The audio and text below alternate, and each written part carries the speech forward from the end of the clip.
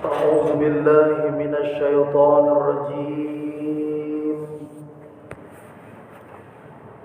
بسم الله الرحمن الرحيم. السلام عليكم ورحمة الله وبركاته.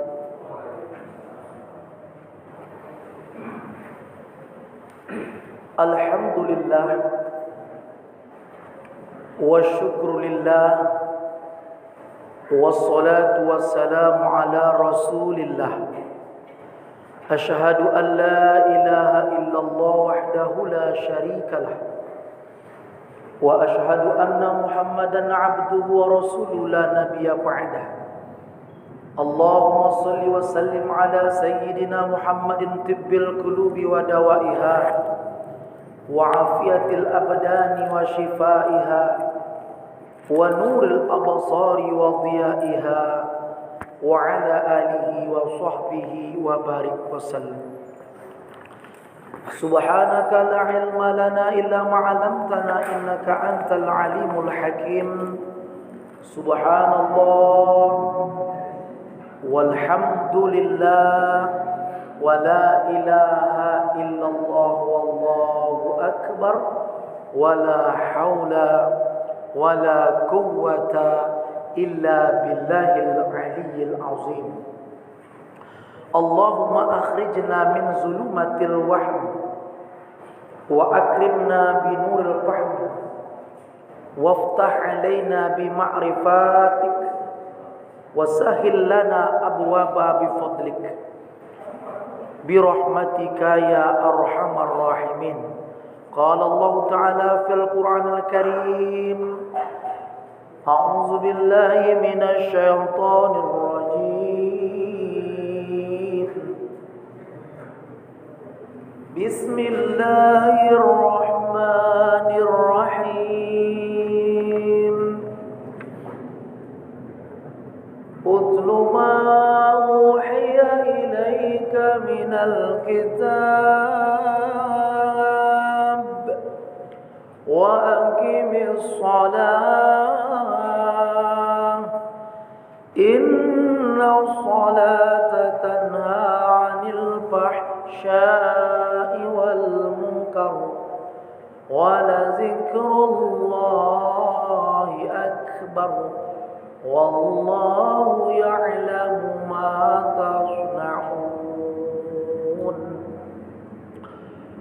وقال النبي محمد صلى الله عليه وسلم في الكتاب الحديث.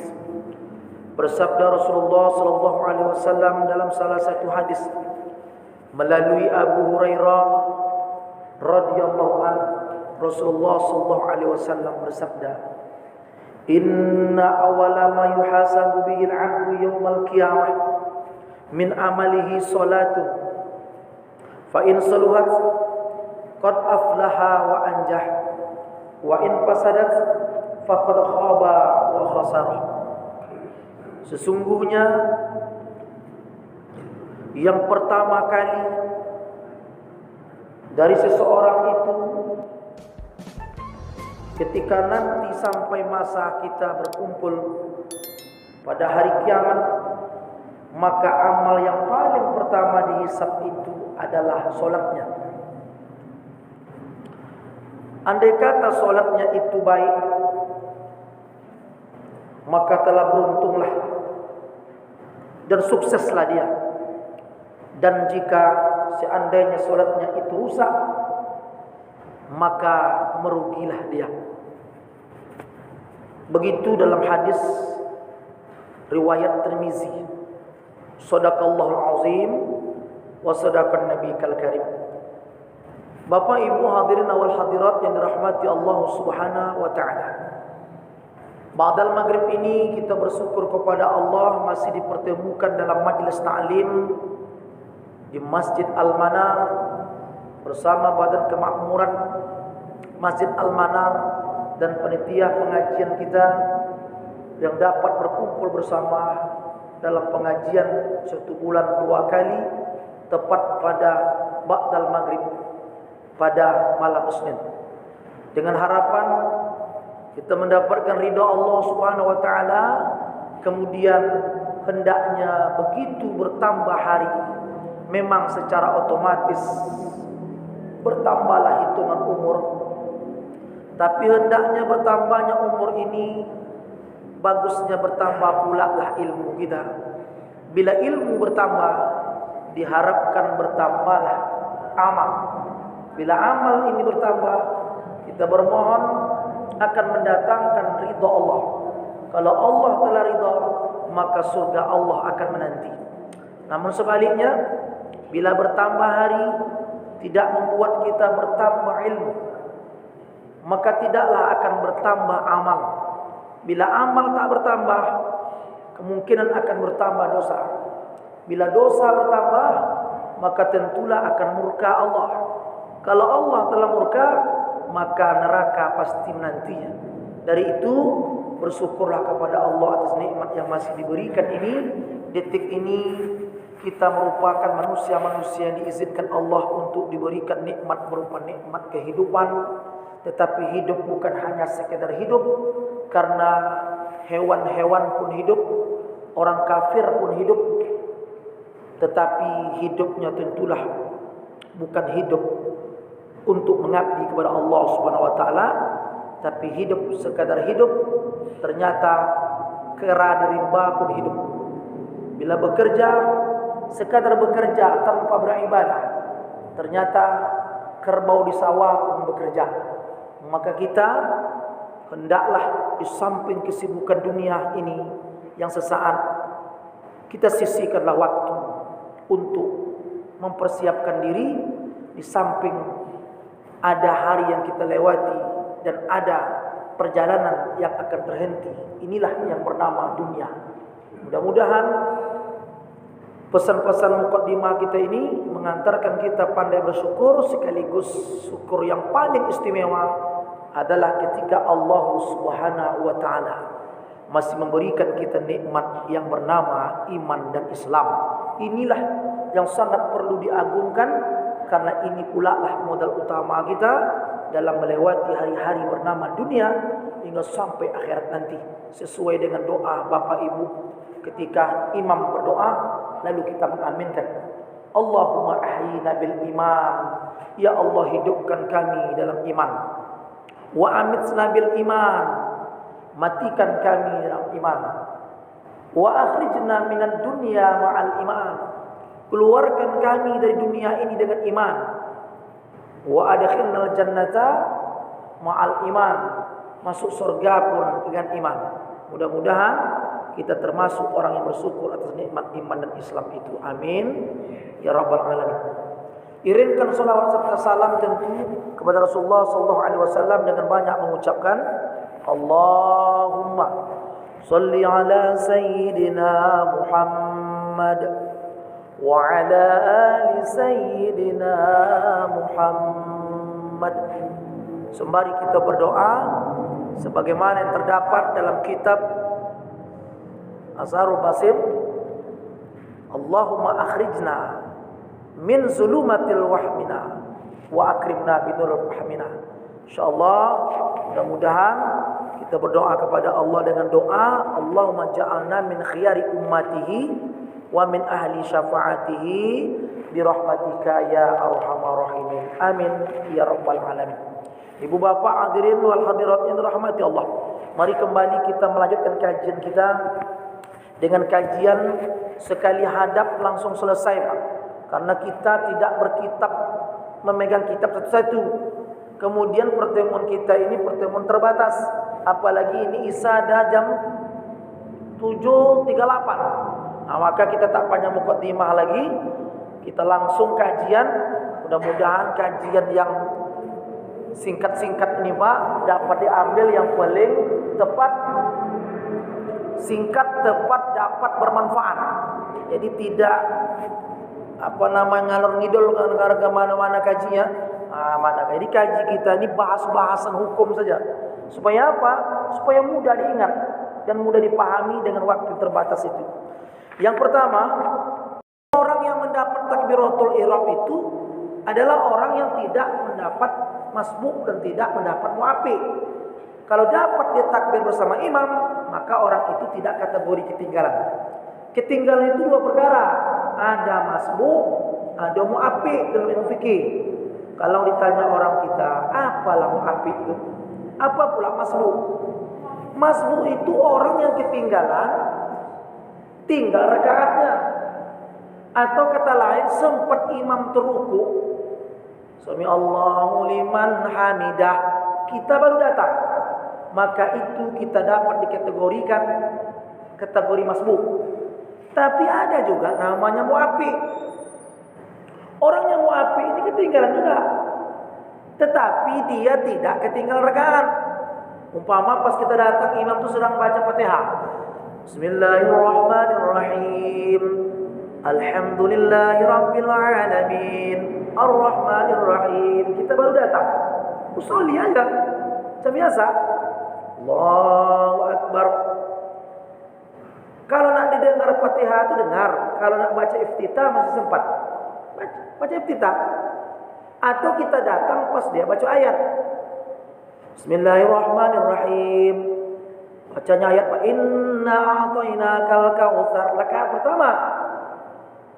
Kita tetap juga takbir, Allahu Akbar, baca langsung Fatihah. Karena posisi imam sedang baca ayat. Orang yang dua ini tetap dihitung mu'api, bukan masbuk. Tapi ketinggalan, betul, tapi dia baru sempat imam ruku. Tapi yang ketiga datang terlambat, kebetulan imam sedang ruku pula, Allahu Akbar, dia baru sampai. Tetaplah dia melakukan takbir usollinya, Pak, betul ihram. Usolli fardhu maghribi selasa rakaatin mustaqbil qiblah, biasalah. Lillahi ta'ala Allahu Akbar. Sebentar aja, tanpa membaca iftitah, tanpa membaca Fatihah, Allahu Akbar, langsung ruku. Gimana posisi imam itu, begitu posisi kita. Tetapi takbiratul ihram dulu. Kalau dapat kita lah sekali baca dengan tumakninah, maka dapat dikategorikan posisi kita tetaplah masbuk, tetapi tidak ketinggalan rakaatnya. Kalau begitu, dapatkah orang itu dikatakan mu'api? Dapat tidak, Pak? Dapat dia dikatakan mu'api karena dia tidak ketinggalan rakaat. Subhana rabbiyal azmi wa bihamdihi, Sami Allahu liman hamidah, kata imam itu. Dapat kita sekali aja, maka kita itu mu'api, bukan masbuk. Dapat ruku, dapat rakaat. Kalau sempat dia bangun, Sami Allahu liman hamidah, kita baru datang, usollinya tetap, Pak, Allahu Akbar, dia bersujud, Allah ikut terus, Allahu Akbar. Kita itu dihitung masbuk, tidak mendapat rakaat. Jelas kira-kira, Pak? Nanti tambah lagi 2 rakaat lagi karena kita tinggal. Maka ada orang nanya sama saya sampai seluruh ya, Pak Ustadz Sapi, itu sembahyang maghrib itu berapa rakaat? Berapa kali tahiyat? Salat subuh berapa kunut? Berapa rakaat? Saya jawab sambil menyeluruhkan dia pula. Saya tahu dia mengetes saya. Saya bilang salat maghrib itu 3 rakaat, subuh itu 2 rakaat, kunutnya pun 2 kali. Dia senyum aja, dia pun tahu. Kok bisa gitu, kata dia? Bagi orang masbuk. Hebat. Pas rakaat kedua kita datang, kita tahiyat. Rakaat ketiga selesai, kita tahiyat juga lagi. Waktu dia assalamualaikum, kita bangun menuju rakaat ketiga. Mau terakhir nanti tambah tahiyat lagi. Itu 3 rakaat itu 3 kali tahiyat bagi orang yang masbuk, 2 kali kunut bagi orang yang masbuk saat subuh.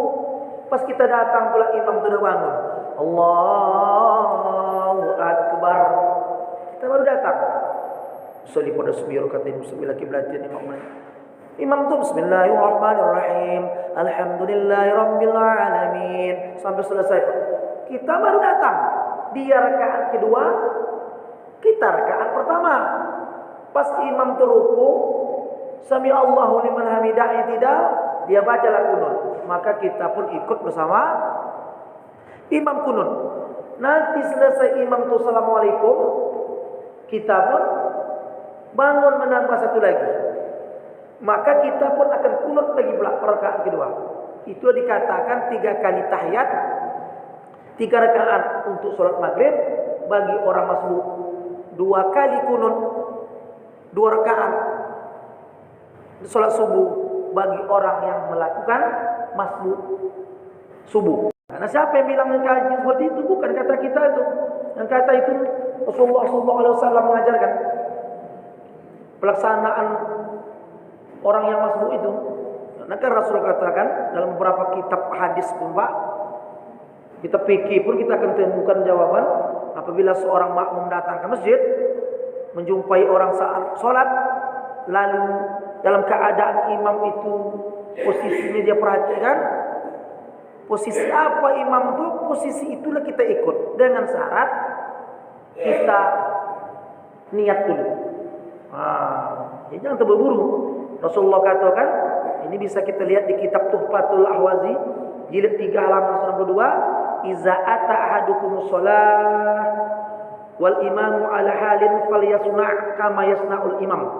Apabila kamu ingin melaksanakan sholat sedang imam itu di dalam halin, dalam satu keadaan, falyasna', maka hendaklah kamu kama yasna'ul imam, perbuat apa yang diperbuat imam. Di mana imam itu tidak? Tapi pasangnya dulu. Kalau bapak-bapak sebagian ibu-ibu tak paham, tunggu aja imam bangun. Nanti pas sami Allah kita was-was.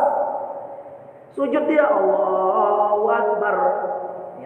Langsung sujud. Ada juga orang nunggu, dibiarkan dulu Pak. Allahu Akbar subhanallah wa bihamdihi. Allahu Akbar wa firli, dibiarkan aja dulu. Allahu Akbar subhanallah. Allahu Akbar. Pas berdiri imam rakaat kedua baru dia masuk. Kan alasan dia biar mudah ikutnya. Itu terserah dia lah. Tapi Pak, masbuk. Tapi bagaimana masbuk kalau terakhir tinggal? Pas tahiyatul datang. Ini parah ketinggalannya nih Pak. Baru kita datang imam tuh. Asyhadu an la ilaha illallah. Kita baru datang. Tetap juga melakukan masbuk. Usollinya seperti biasa lillahi ta'ala. Allahu Akbar. Langsung duduk. Tapi duduknya tidak di terakhir. Gini posisi kita. Jangan gini. Nah, lihat deh. Walaupun kita duduk itu, At-tahiyyatul mubarak, Assalamualaikum warahmatullahi wabarakatuh, tetap kita mendapatkan pahala berjamaah, tetapi tidak dapat rakaat satu pun. Datang orang bercakap, kalau gitu ngapain tunggu-tunggu imam terus, biarkan aja selesai dia, kata dia. Assalamualaikum, biarkan aja dakwah sembahyang sendiri. Memang betul, tapi tak dapat kita mencakup pahala berjamaah. Itulah untungnya Pak, kalau tahu masbuk. Walaupun tengah duduk, at-tahiyyatul assalamualaikum dia tetap dapat. Nah itulah Pak, contohnya yang menguraikan tentang bagian daripada masbuk. Bapak Ibu hadirin wal hadirat yang dirahmati Allah Subhanahu wa taala. Jadi kesimpulannya dapat ruku, dapat rakaat. Wallahu alam. Wassalamualaikum warahmatullahi wabarakatuh.